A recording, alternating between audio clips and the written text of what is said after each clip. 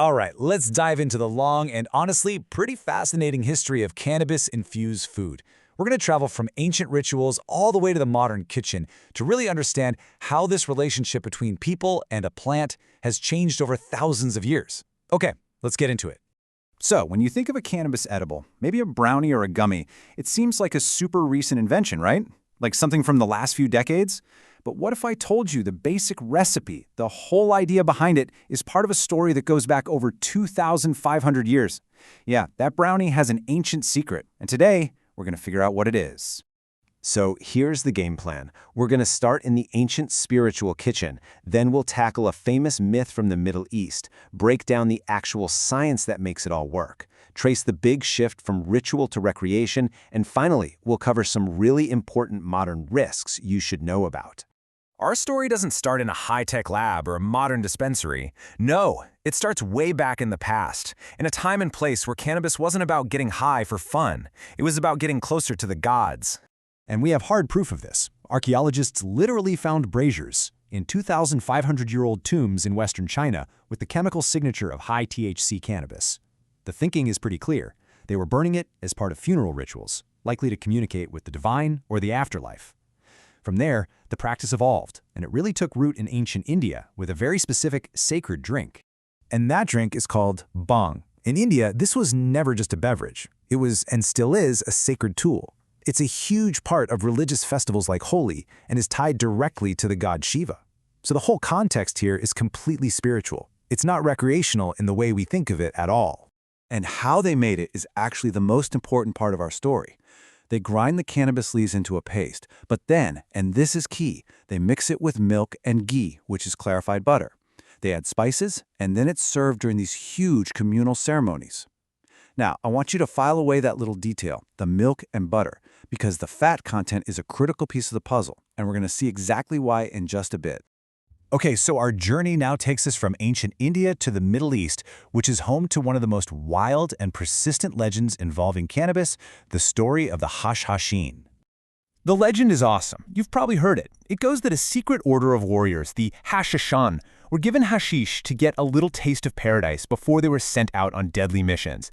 And that's where we supposedly get the word assassin. It's an incredible story, but is it true?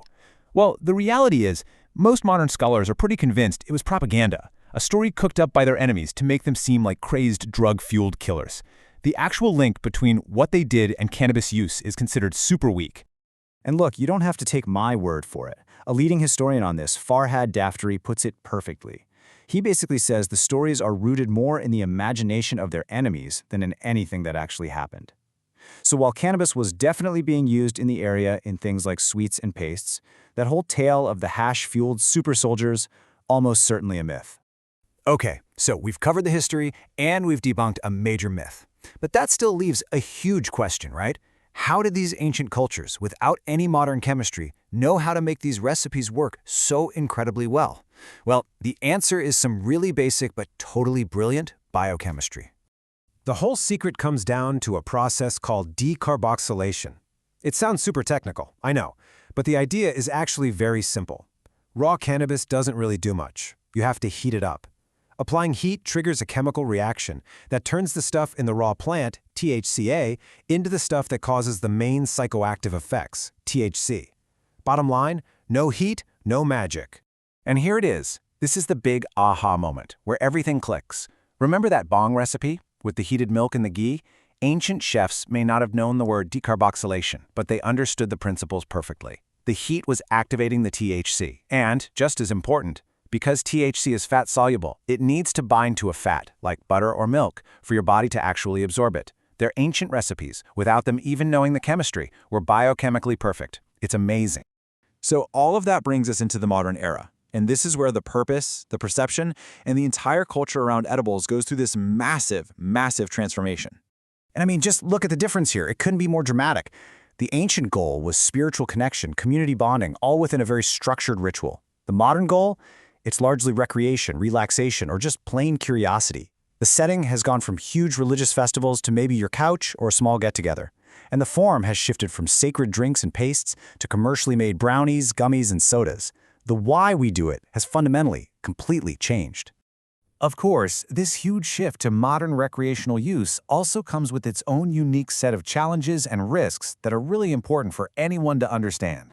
So unlike other ways of consuming, edibles have this really long delayed fuse. It can take anywhere from 30 minutes to over 2 hours to even start feeling the effects. And that creates a huge risk, right? Somebody thinks, hey, this isn't working, and they take more, and that's where things can go wrong. Add to that the fact that dosing can be tricky and the effects can last for a long time. We're talking 4 to 12 hours, and it's pretty clear why caution and just knowing what you're doing is so important. So when you pull back and look at the whole story, from a sacred tool in an ancient ritual to a commercial product in the 21st century, you see the journey of the edible is about so much more than just a recipe.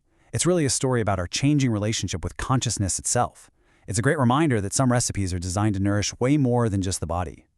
And that kind of leaves us with one final thought to chew on. For thousands of years, this recipe was meant to feed a spiritual need, a communal need. Today, it mostly feeds a personal one. And the question is, in this long, strange trip through history, have we maybe forgotten the difference? Thanks for watching.